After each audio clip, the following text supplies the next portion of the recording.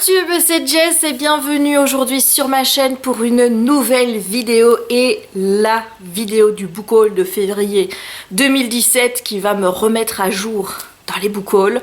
Enfin, je ne sais pas quand je la posterai, ça tombe, je la posterai au mois d'avril et résultat, j'aurai le book haul du mois de mars en retard. Voilà, on ne sait pas, on ne sait pas. On ne sait pas mais on verra bien, mais en attendant, moi, au moment où je tourne cette vidéo, je sais que je suis à jour. C'est le principal. Alors, en ce mois de février, vous allez le voir, il n'y a pas beaucoup de livres. Il y en a 5, dont 2 sont des cadeaux, puisque c'était la Saint-Valentin et que mon chéri m'a offert 2 livres. Pourquoi est-ce que je n'ai pas beaucoup acheté de livres en février? Tout d'abord parce que j'ai acheté des bouquins pour ma formation de correctrice que je ne vais pas vous montrer dans cette vidéo parce que voilà, ce sont des livres sur des règles orthographiques, etc. etc. Donc à la limite, si vous souhaitez que je fasse une vidéo quand j'aurai terminé ma formation où je vous parlerai de cette formation, je le ferai. Si c'est le cas, n'hésitez pas à le dire dans les commentaires. Mais à ce point donné de ma formation, j'en vois pas l'utilité, donc voilà pourquoi je ne les ai pas inclus dans le book haul. Et ensuite, comme vous le voyez derrière, il y a un nouvel petit iMac. Voilà, j'ai pris le 27 pouces qui est plus gros que celui qui était là auparavant, puisque celui qui était là avant c'était le 21 pouces, qui est donc mon outil de travail au quotidien. Et voilà, j'avais envie de séparer les deux parce que surtout mon outil de travail, j'avais envie qu'il reste mon outil de travail et avoir un outil de travail qui soit dédié uniquement à tout ce qui était booktube, livres, etc. et qui soit aussi plus performant puisque avec Final Cut Pro, donc avec le programme que j'utilise pour faire le montage des vidéos, il me fallait une bonne machine quoi. Donc du coup j'ai investi dans le 27 pouces, j'ai pris des options complémentaires qui ont fait un petit peu augmenter le prix. Donc vous comprenez qu'avec l'achat de l'iMac, l'achat des livres pour la formation et en plus de ça la réservation pour l'hôtel pour Paris Livre, donc forcément c'était un mois qui m'a coûté cher et que j'ai pas pu non plus acheter des tonnes et des tonnes de livres. Donc voilà pourquoi est-ce qu'il n'y a pas beaucoup de livres dans ce book haul. Et maintenant que j'ai fini mes explications, eh bien on y va tout de suite dans la présentation des livres. Je vais passer d'abord aux livres qui m'ont été offerts par mon chéri pour la Saint-Valentin et je le remercie parce qu'il a très bien choisi. C'est normal, c'est un petit cœur et je l'aime. Et voilà, si tu passes par ici, je te fais des gros bisous et je te dis je t'aime mon chéri. Donc tout d'abord, il m'a pris P.S. I Still Love You de Jenny Han. Alors moi je trouve ça super, le petit message à la Saint-Valentin. I still love you, je t'aime toujours. Voilà, c'est sympathique, n'est-ce pas? C'est la suite de To All the Boys I Loved Before, qui est également sorti en français chez, je crois que c'était Panini Books, mais je ne suis pas sûre, je vous mettrai la couverture ici.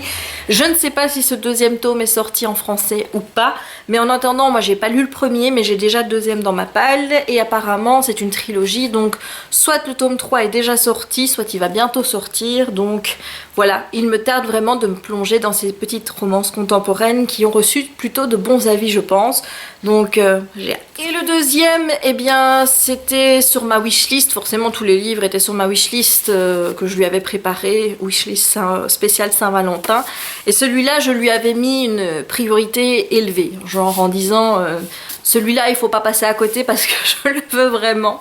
Et il s'agit de History is How You Left Me de Adam Silvera. C'est un bouquin qu'il me fallait absolument. Alors j'ai lu un livre de Adam Silvera dont je ne peux absolument pas vous parler parce qu'il n'est pas encore sorti, mais il va sortir cette année, je pense que c'est prévu pour fin de l'année.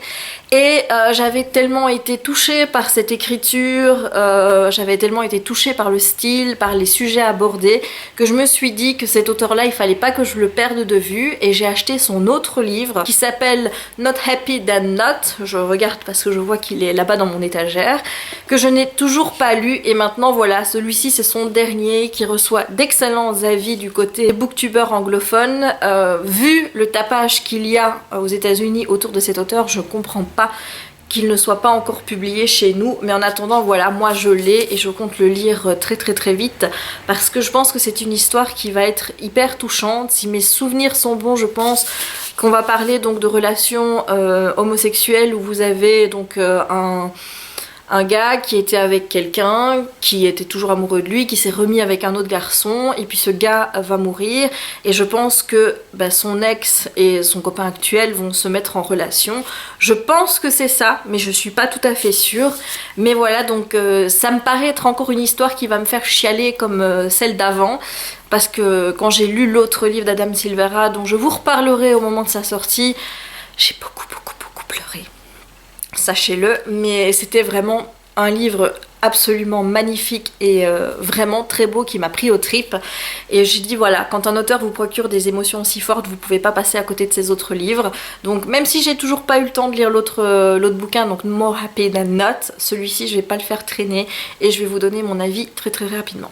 Je ne suis pas passée à côté de Sith de Neil Shusterman, donc qui est paru à la collection R sous le nom La Faucheuse. C'est un livre dont on entend beaucoup parler pour le moment, qui reçoit d'excellents avis. Moi, je voulais le lire, mais en anglais, et donc je l'ai acheté en VO. Bah oui, forcément, hein. Parfois, j'ai l'impression de faire des pléonasmes en vidéo. Voilà, je viens d'en faire un d'ailleurs. Hein.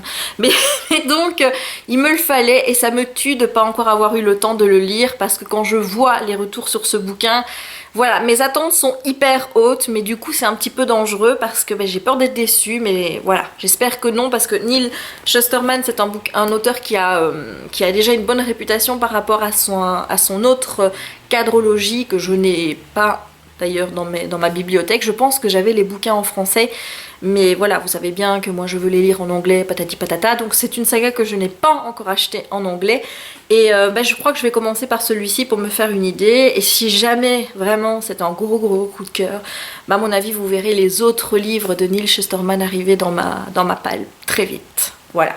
Mais en attendant, il me tarde. Vos avis m'ont donné super envie, donc voilà. Et en plus, je suis super contente qu'on ait gardé la même couverture. Bon, il y a juste le titre qui change, quoi, mais sinon, voilà, super de la collection R d'avoir gardé la même couverture. Je ne pouvais pas non plus passer à côté de cette merveille, donc Caraval de Stephanie Garber. Donc moi, j'ai l'édition UK. Je l'ai acheté parce que la couverture déjà, voilà. Les avis également, puisqu'il est sorti chez Bayard, sont dithyrambiques, donc chaque fois que je vois un commentaire dessus, ce n'est que des coups de cœur, donc ça vous donne envie de le lire. Mais regardez-moi cette couverture en VO, mais attention, c'est pas tout. Quand vous l'ouvrez, vous avez, il y a un petit dessin, regardez-moi, j'ai une robe, voilà, vous avez Caraval, là il n'y a rien, et il paraît que sur cette édition UK, il y a 4 couvertures différentes une fois que vous retirez la dust jacket. Moi j'ai eu la robe, bon je vais pas vous dire maintenant que je vais essayer de collecter les 4, hein, parce que je suis pas folle non plus, mais je trouve cette édition absolument magnifique et il me tarde vraiment de le lire. Si vous voulez le lire en français, c'est possible puisqu'il est sorti chez Bayard Jeunesse sous le même titre. Voilà, on va passer maintenant à mon dernier achat. Je vous en ai déjà un petit peu parlé dans ma dernière vidéo, donc où je vous parlais du livre et des 2 premiers épisodes des Orphelins de Baudelaire, donc A Series of Unfortunate Events de Lemony Snicket, et je vous avais dit que j'avais les 13 tomes en français, mais que j'avais envie de les lire en anglais, et que du coup... Voilà, j'ai acheté une petite box set qui est arrivée abîmée. Voilà, mais bon, je vais pas en faire un fromage puisque moi dans ma bibliothèque je vais le mettre comme ça, donc ça ne se verra pas. Il n'y a que moi et maintenant vous qui savez que c'est un petit peu abîmé là.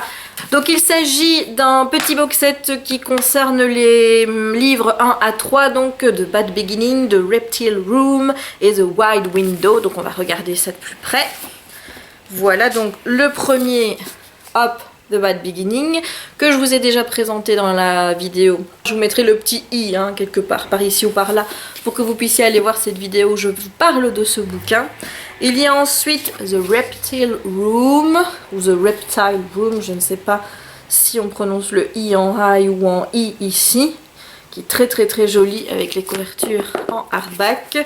Et ensuite The Wide Window, qui est donc le 3e tome. Donc pour le moment, je me suis limitée à l'achat des 3 premiers tomes, mais j'ai déjà mis les tomes 4 à 6 dans mon panier, et à mon avis, le reste va suivre très rapidement, parce qu'on m'a dit, fais quand même attention, lis les livres avant de poursuivre la série, parce que parfois, il y a des éléments du tome 10 qui apparaissent dans les épisodes 3-4, donc... voilà, ça m'énerverait un petit peu de me faire spoiler, surtout que, bon bah le tome 1, j'ai fait un petit peu les choses à l'envers. J'ai d'abord regardé l'épisode 1, puis j'ai lu la moitié du livre 1, et puis j'ai vu l'épisode 2, et puis j'ai lu la deuxième moitié du livre. J'aurais dû faire l'inverse, parce que du coup j'ai pas eu de grosses surprises en lisant le livre. Voilà, ça a été un peu une bêtise, mais j'avais tellement envie de voir cette série, et puis après le premier épisode, j'avais tellement envie de continuer. Là, je vous jure que c'est un calvaire de pas pouvoir regarder l'épisode 3 tant que je n'ai pas au moins commencé le livre 2, donc j'ai bientôt m'y mettre parce que ben oui, je les avais tous les tomes en français. Vous allez dire c'est peut-être bête, mais je prends beaucoup plus de plaisir à les lire en anglais. Peut-être parce que c'est justement du middle grade, de la jeunesse, et que voilà, il y a un effort en anglais à faire en plus qui rend la lecture plus agréable, etc. que si je les avais lus en français. Donc je n'ai pas encore décidé ce que j'allais faire de mes tomes en français. Si j'allais faire un concours ou si j'allais les donner à une amie qui a des enfants, je ne sais pas. J'ai pas encore décidé. Ou si j'allais les revendre tout simplement, je verrai bien. Mais en attendant, il me tarde de me refaire la collection complète en VO. Et bien voilà mes amis, ça en est tout pour ce book haul du mois de février. Comme je vous ai dit, il était tout rikiki. J'espère néanmoins que cette vidéo vous aura plu. Si c'est le cas, n'hésitez pas de laisser un petit pouce en l'air. N'hésitez pas non plus à commenter pour me dire s'il y a des livres qui vous tentent dans la sélection que je vous ai proposée cette fois-ci. N'hésitez pas non plus à me suivre sur les réseaux sociaux, donc sur la page Facebook, sur Twitter et sur Instagram, puisque je poste sur Instagram la miniature de chaque vidéo pour vous prévenir qu'une vidéo est en ligne si vous n'avez pas envie d'activer cette satanée cloche. N'hésitez pas non plus à vous abonner si ce n'est pas encore fait. Cela me fera très plaisir de vous compter parmi ma communauté. Et d'ici de nouvelles vidéos, je vous souhaite une très bonne journée ou une très bonne soirée et vous dis à très vite. Ciao!